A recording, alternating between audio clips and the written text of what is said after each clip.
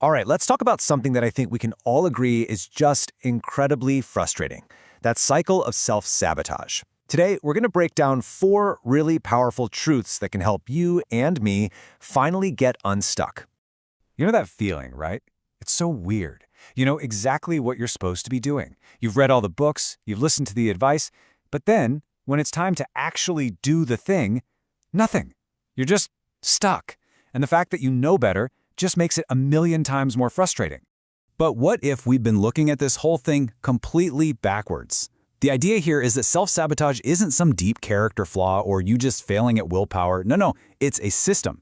Think of it like a program running in the background. It's a predictable mechanical loop. And the best part? If it's a system, that means we can understand it, and, more importantly, we can replace it.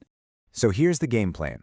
We're going to look at what this loop actually is, and then we're diving into 4 truths to smash it. We've got discipline by design, systems over motivation, momentum over perfection, and a big one, identity over effort. And then we'll put it all together to see how to build a new loop that actually works for you. Okay, let's jump right into our first truth. This one totally flips the script on what we think discipline is. We've all been told the myth, right? Discipline is about pure grit. It's about trying harder, pushing through, just grinding it out with sheer willpower. But the truth? It's actually way smarter than that. Real, long-lasting discipline is about removing friction. It's about engineering your environment so that doing the right thing is the easiest possible option. And that right there just nails it, doesn't it? Instead of trying to be a superhero with infinite willpower to resist the cookie on the counter, you just don't buy the cookies in the first place. See? It's not about being stronger. It's about setting up the game so you're guaranteed to win. Okay, now for our second truth.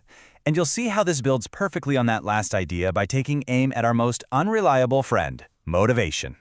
I mean, how many times have we all said, yeah, I'll totally do that when I feel like it?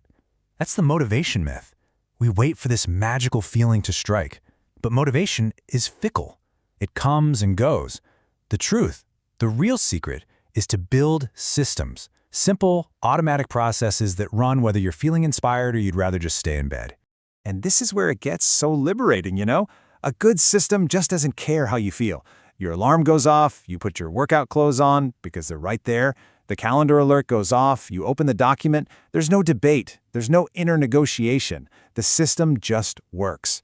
It carries you forward on the good days and, most importantly, on the bad ones. All right, on to truth number 3. And this one tackles a really sneaky form of self-sabotage that gets so many of us. I'm talking about the perfectionism trap. Man, this one hits hard, right? We tell ourselves, oh, I'm just waiting for the perfect time, or I need the idea to be absolutely perfect before I start. But let's be honest, most of the time, we're just scared. We're using perfection as an excuse to delay, to procrastinate, because we're afraid of not being good enough. So the whole idea here is to just flip the goal. The goal isn't a perfect outcome. The goal is just to act, to do what are called messy reps, to show up and do a messy, imperfect version of the thing. Why? Because every messy rep you do builds a little bit of momentum. And it's that momentum, that forward motion, that eventually, over time, leads to mastery. It doesn't work the other way around. Okay, let's get to our final truth. And honestly, this might be the most powerful one of all. This goes beyond what we do. It gets to the heart of who we believe we are. Just listen to the difference here. The old way. I'm trying to be a focused person. That word trying implies a struggle, right? It means your default state is unfocused and you're fighting against it. But the new way? It's a declaration.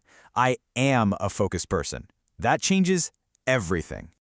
And that's the real magic behind this identity shift. When you start to truly believe you are the type of person who is healthy or consistent or focused, your actions just start to fall in line. It's almost automatic. It stops being about constant, exhausting effort, and it just becomes a natural part of who you are. Okay, so how does this all fit together? How do we actually use these truths? Well, they're not just separate ideas. They're actually the building blocks for a whole new system, a new loop designed to replace that old, frustrating one. So let's just run through it one more time. First, you design your world to make good choices easy. Second, you build systems that work even when you're not motivated. Third, you forget perfection and just focus on taking messy action to build momentum. And fourth, you decide to embody the identity of the person you want to become. And this is probably the most important thing to remember from all of this. You don't beat the old habits by fighting them head on. That just gives them more power. Instead, you put all of your energy into building this new positive loop. And as you apply these 4 truths, this new system gets stronger and stronger until it literally just crowds the old one out. So that brings it all back to you. This isn't about beating yourself up for who you were yesterday. It's about deciding who you're going to be tomorrow. So take a look at your own life, your own loops, and just ask yourself, what's one loop you can start replacing right now?